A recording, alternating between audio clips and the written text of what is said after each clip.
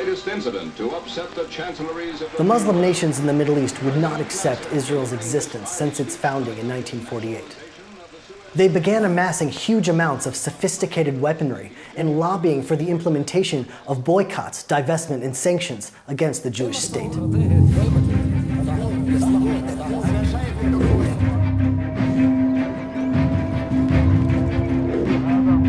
On the 15th of May, 1967, on Israel's Independence Day, a 3-week period began, which was one of the most tense and fearful periods in Israel's history.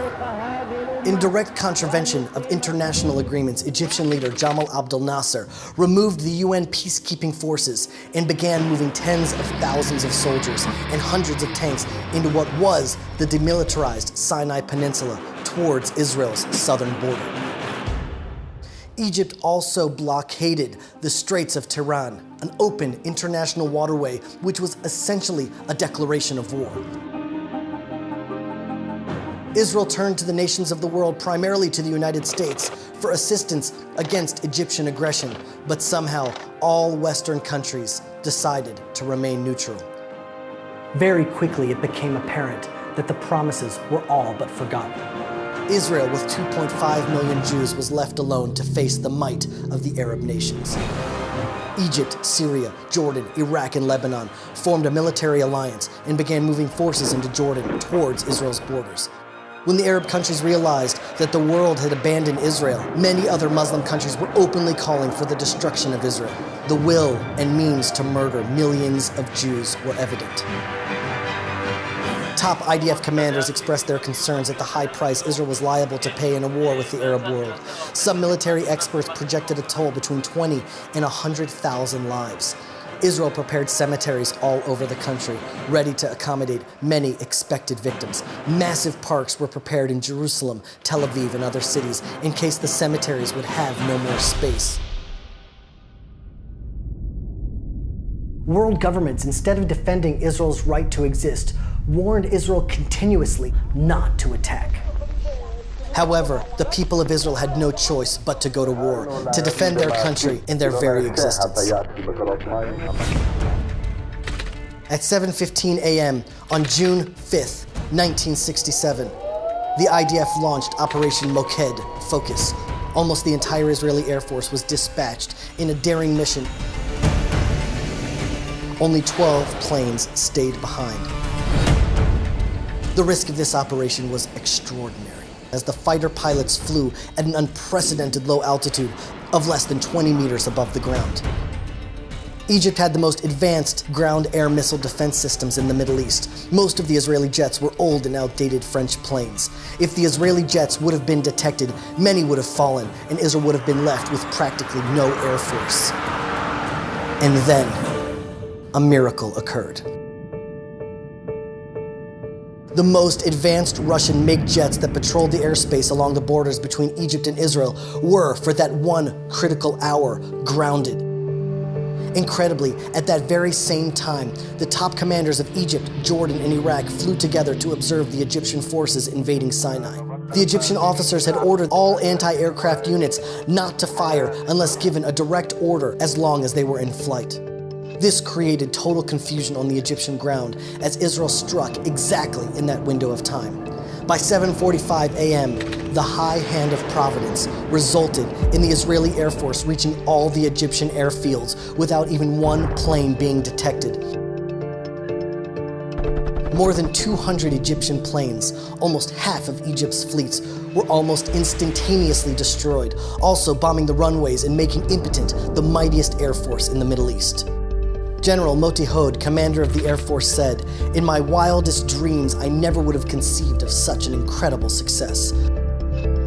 A second wave of Israeli jets were directed to Cairo to confront the remains of the Egyptian Air Force. And here, another miracle occurred, no less miraculous than the first.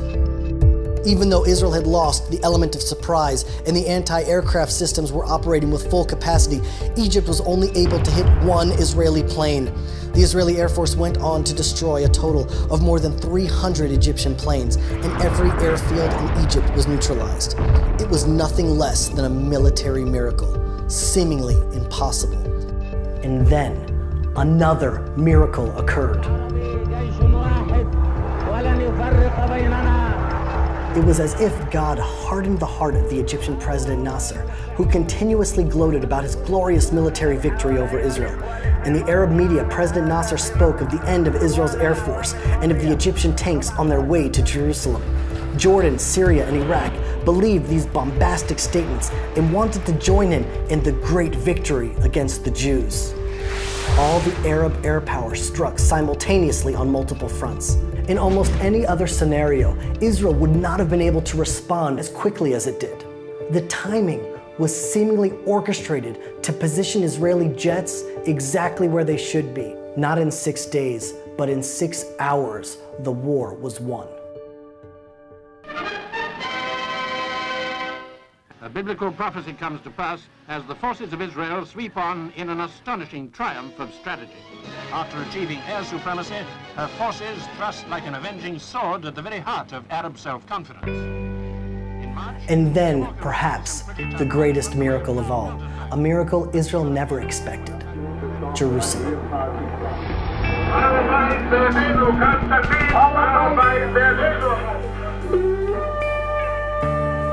Again, it seemed as though it was a divine appointment in time. Jerusalem was to be restored to the Jewish people. After 2,000 years,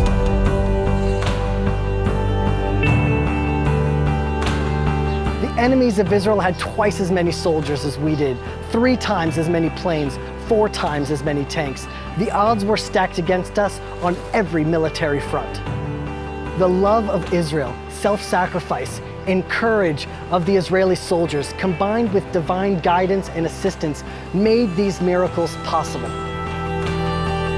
Yitzhak Rabin, then the Minister of Defense, was given the honor of giving the war its name. He chose the 6-day war, recalling the 6 days of creation, as Israel too was created with the liberation of Jerusalem. As the center of gravity of the Jewish people has now returned to the land of our fathers, the Torah center of the world has once again returned to Jerusalem. The chief rabbinate of the State of Israel has established the 28th of Iyar, a day of Hallel and Hodayah, praise and thanks for the salvation of our people and the liberation and return of our capital, Jerusalem. Jews in Israel and in every country in which they reside come together in prayer and celebration. Similar to Hanukkah and Purim, it sometimes takes many years for the miracles to be fully recognized and celebrated. The Mizrahi World Movement is involved in massive community-wide celebrations across the globe, from London to Los Angeles, from Melbourne to Johannesburg to Chicago and Toronto. For 2,000 years, our hope never died. Our faith as a people never wavered. Wherever Jews were and whenever they prayed facing Jerusalem.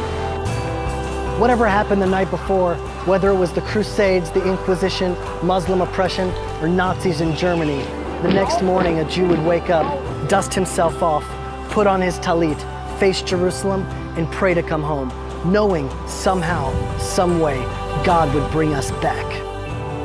This is our greatest celebration.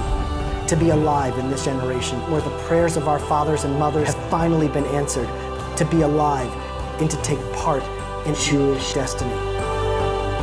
To experience miracles of divine providence, Bayamim Hahem, Bazman Hazeh, like in those days, but in our time.